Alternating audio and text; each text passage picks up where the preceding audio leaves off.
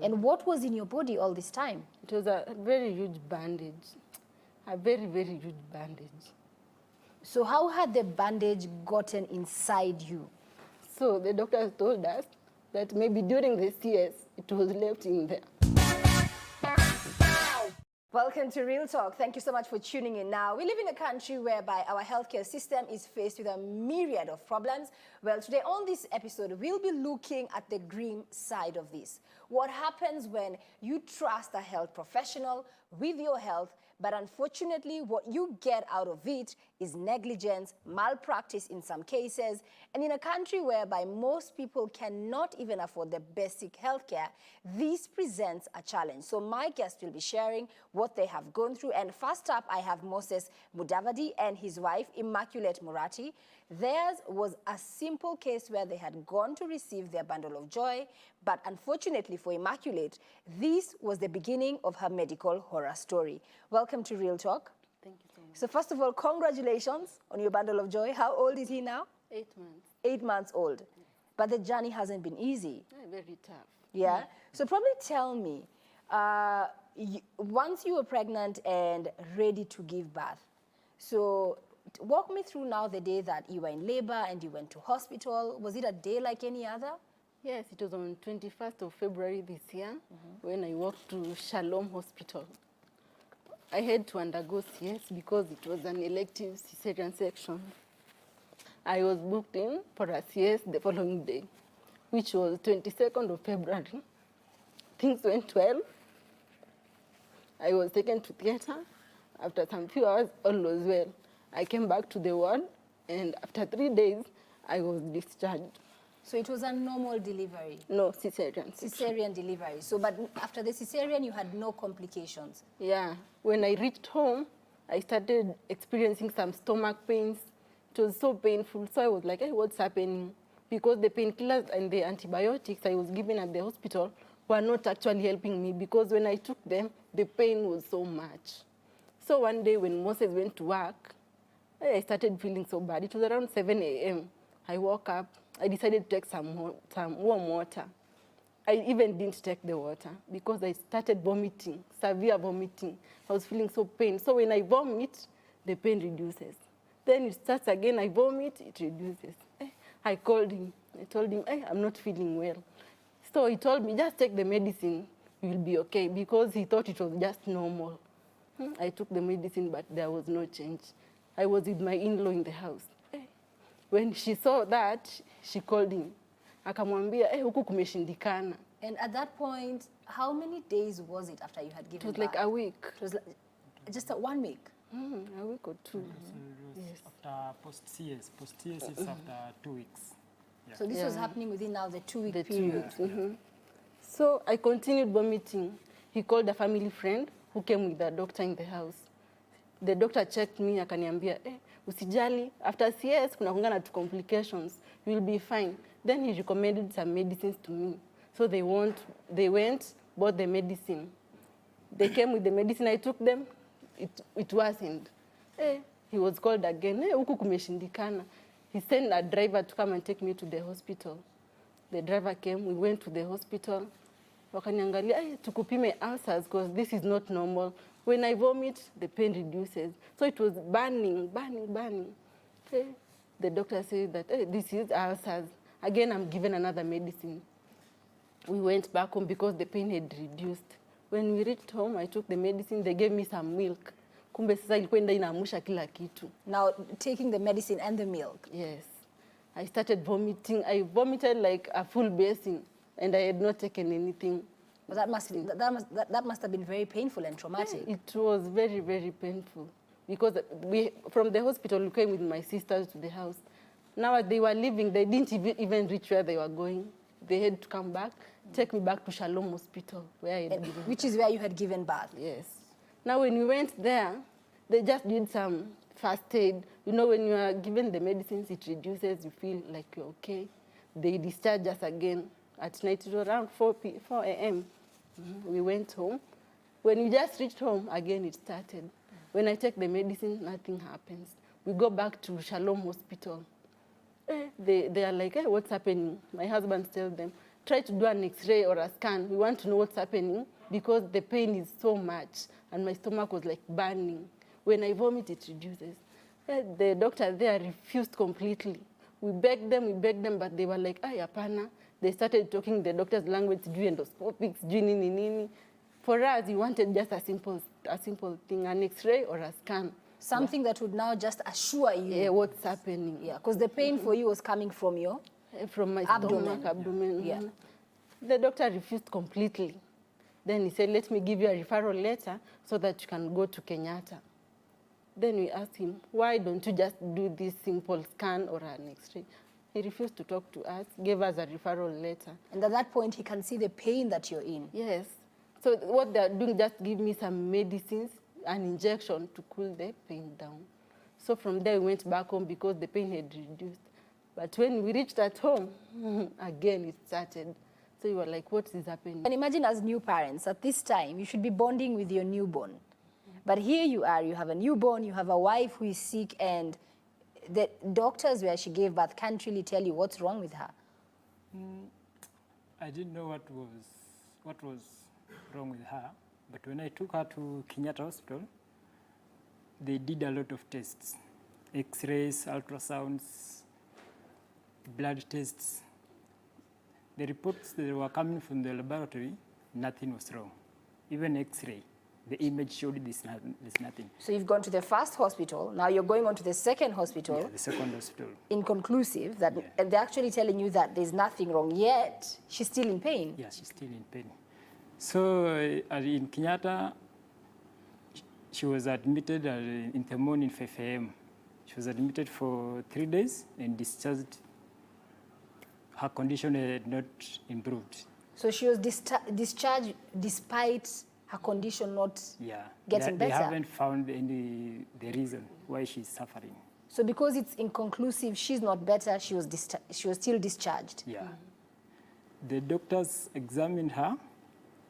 Then they told her, okay, she was there for only, the doctor said maybe it's a wound infection. Now, the initial CS wound. Yeah, because it had swollen. So it was not healing as it should have been healing. So it swelled in that you could see pus from a distance because it had become yellow. So now finally at this new health center, they identify a foreign body. Yeah, there is a foreign body. And what was in your body all this time? It was a very huge bandage, a very, very huge bandage. So how had the bandage gotten inside you? So the doctors told us that maybe during the CS, it was left in the womb. Because when I went in for a second operation, the surgery, they just opened the wound and cleaned it. And again, they closed it. So they only looked at the surface? Yes. They didn't look all the way inside the uterus? Yes. So on this third operation, because it was the third operation in less than 2 months. Sorry. Yes, take your time, breathe in.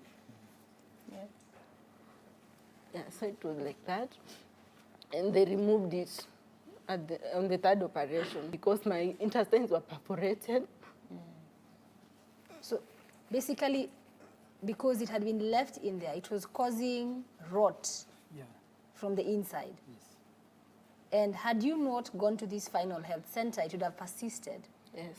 So what did you do next? Now, finding out that this is a problem that started from the initial hospital. So from there, my husband called the hospital and informed them about what happened. You can tell what I notified the hospital administrator, but he treated it as a normal thing. This is now where she had initially given birth, which is? Yeah, Shalom. So I told him, look, we have a problem here. Because I wanted them to go pay the bill, because the bill was around 120,000. I had no money. So I told them, look, we have a problem, but the administrator just told me, you sort it out, you'll come and we talk. Finally, did the hospital perhaps do anything to assist? They don't do anything. So to date, the hospital has not owned up? Yeah, it hasn't. Because the last time I was there was after me. Now she's in Nairobi, back from home. We went there with a friend, the owner, Mr. Dr. Onyango, had called me. The owner of the hospital Yeah, now. Dr. Onyango. Come, we talk. Me went there, we talk. He pressed of the idea of me going to the board. He pressed that idea. It seems he had faith in the board. While me, I told him, if we can sort these things out, two of us, it will be better. It will be better. Because me, I wanted him to give me back the damages, the expenses. Na sasa hivi kama mpaka hapa Shalom mwenyewe wamesema they'll follow up the matter ama no, at the moment the advocate is in the process of initiating the. So you've already started a legal process against them for this. Yeah. And probably Immaculate, just explain to us, because I can imagine as a new mom, you spent almost the first 3 months sick. Yes. How did that affect you as a new mother? It was so bad because I was unable even to carry my own child. Everything was just out of place. And the only person who was there for me, because I was at home, my mom was the only person who took care of everything. So even when the baby cries, I don't have that energy to even to rise from maybe where I'm seated to go and pick the baby. Because you're in pain. Yeah, I was in so much pain. So I was like, why did these people do this to me? Because it was so painful. I'm like, this is not fair. But what can we do? Maybe just leave everything to God. And so after the final surgery and they removed the bandage that had been left inside your uterus, did you now instantly get better? How is life since then? Yeah, I was revealed kabisa, because when it was removed, the pain reduced. Because when I started feeling the pain, the whole of this side could not even walk. It was so painful. It was like I was getting paralyzed on this one side. Which is where the bandage was. Yeah, it was there.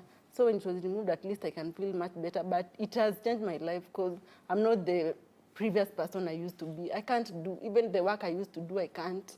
Now I have to do maybe some easy tasks, but I'm just a different person. So your body has still not recovered fully? Yeah, it has not adjusted.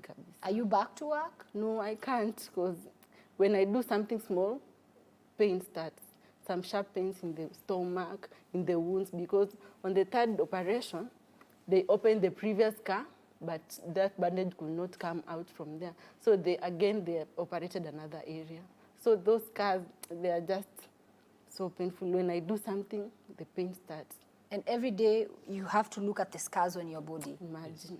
And know that this is something that could have been avoided. Yes. So with that knowledge, how does that make you feel? And especially towards the health officers who handled you when you were at the hospital? I feel so bad. What I can just say is that they should be careful with, because this is people's life. And they're just taking it for granted. Because like such pains, you cannot get them out of your mind. It's so painful. When first you remember about what you underwent, the trauma, it's so painful. So they just have to do quality services to people rather than doing something that they know those people are going to suffer. Okay. So right now, I want to introduce Arthur Muriuki, who is a therapist. Arthur? So probably, Arthur, as a therapist, because this is a family that went through a lot of trauma, at a point whereby they should have been enjoying their newborn baby. And even to date, she's still living with that trauma. So how does someone get past this? It's a good question, because even listening to her, it's a very painful story. And she's very emotional about it. That's why she cries when she talks about it. Yes, and I can see the husband is trying to keep it together, but it's also very painful for him also.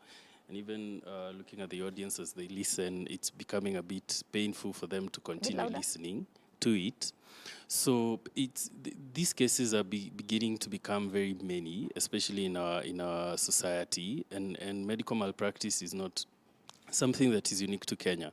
It's something that happens all over the world, and having said that, it doesn't mean that it needs to happen, because then for it to be considered medical malpractice, a question needs to be asked that would a doctor with a similar training as your doctor, under the same circumstances your doctor was in, would he or she have made a different decision? And it's a clear answer to that question, I think which for is them yes. it's a straightforward one, because who goes to hospital to give birth Yes. and wants to leave with bandage being forgotten inside?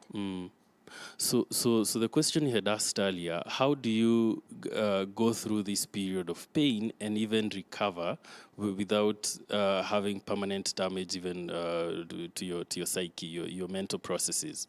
Now, I'd be curious to know how she feels about ever going back to hospital, and maybe if she's considering getting a second born, if she's told that it has to be another CS, how that would affect her. Mark, Because can you then, just answer that for us? Because are you guys planning on having more kids?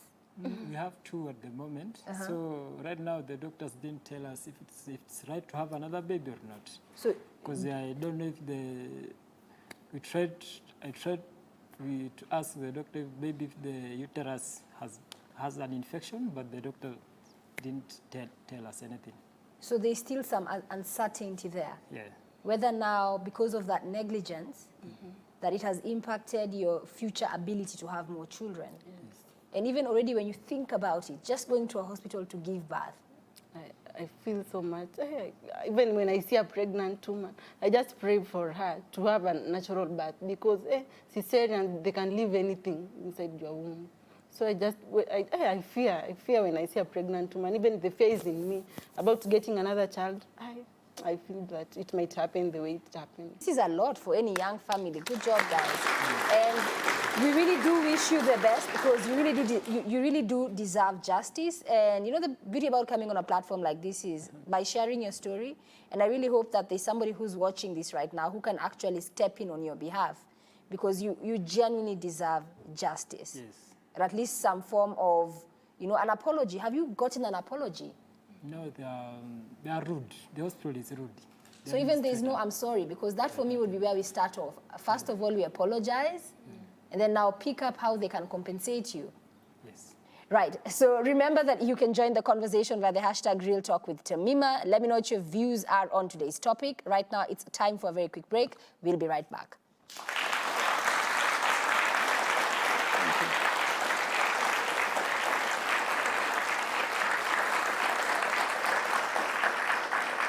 Thank you.